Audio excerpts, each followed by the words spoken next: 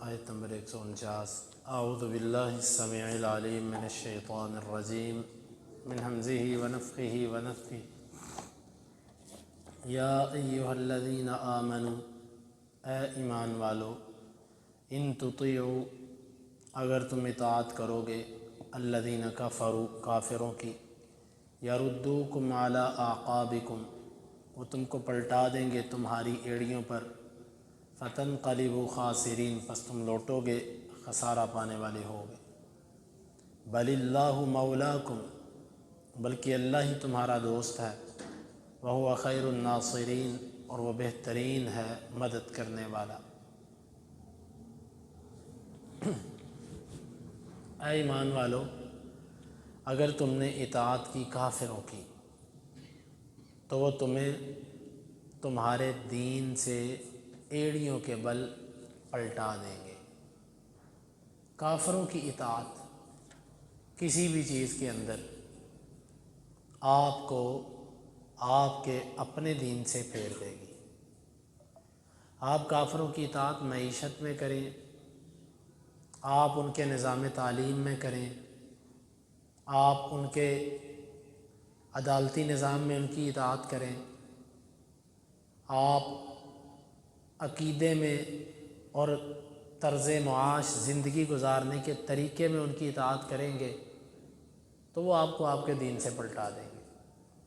آج امت مسلمہ کے لیے جو سب سے بڑا وبال ہے وہ یہی ہے کہ عام اور خاص بندے کے لیے جو نمونہ ہے ذہن کے اندر وہ کفر کے ممالک ہیں۔ جی ادھر کا تو نظام ہی بہت اچھا ہے، ادھر کی تو صفائی ستھرائی بڑی اچھی ہوتی ہے، ادھر تو ہر چیز کا ماپ تول بڑا پورا ہے، ادھر کوالٹی ایک نمبر ہوتی ہے، ادھر چیزوں کے ریٹ بھی بڑے مناسب ہوتے ہیں، ادھر انسانی حقوق کا بڑا خیال رکھا جاتا ہے، ادھر یہ ادھر وہ۔ جب دماغوں کے اندر یہ چیز بیٹھی ہے تو پھر یہ لوگ اس جیسے نظام کو رائج بھی کرنا چاہتے ہیں۔ اللہ تعالیٰ نے فرمایا کہ ایمان والو، اگر تم کافروں کی اطاعت کرو گے وہ تمہارے دین سے تم کو پھیر دیں گے۔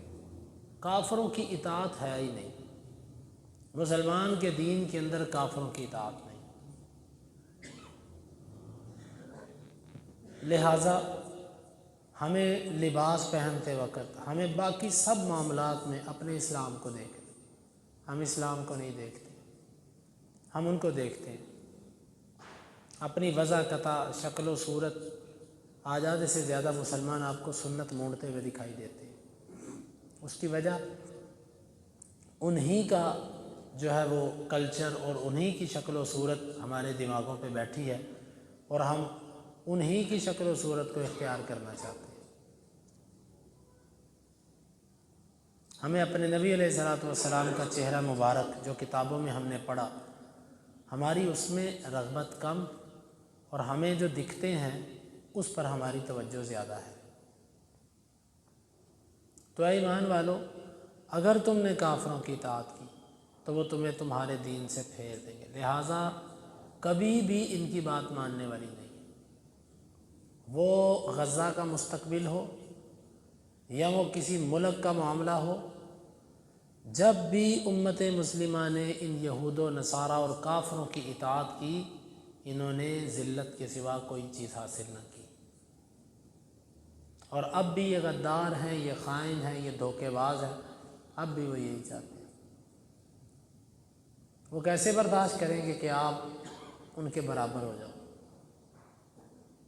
وہ کبھی بھی آپ کو اپنے برابر نہیں دیکھنا چاہتے۔ فتنقلبوا خاسرین، تم اگر اپنے دین سے پھر گئے، اصل تو تمہارے پاس دین ہے، اگر وہ دین چھوٹ گیا تم سے تو تم خسارہ لے کر واپس لوٹے۔ یاد رکھیے، ہم دین اور دنیا دو چیزوں کو لے کر چل رہے ہیں۔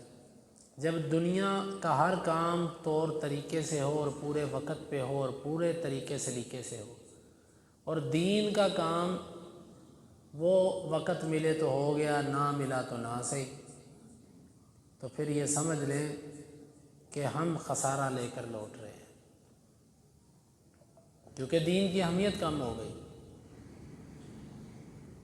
دین اہم نہ رہا، تم خسارہ لے کر لوٹو گے۔ بل اللہ مولاکم، اور یاد رکھو اللہ ہی تمہارا دوست ہے۔ یہود و نصارہ اور کافر تمہارے دوست نہیں ہو سکتے، اس لیے ہمیں اپنے اللہ سے دوستی کرنی ہے۔ وَهُوَ خَيْرُ النَّاصِرِينَ، اور وہ بہترین مدد کرنے والا ہے۔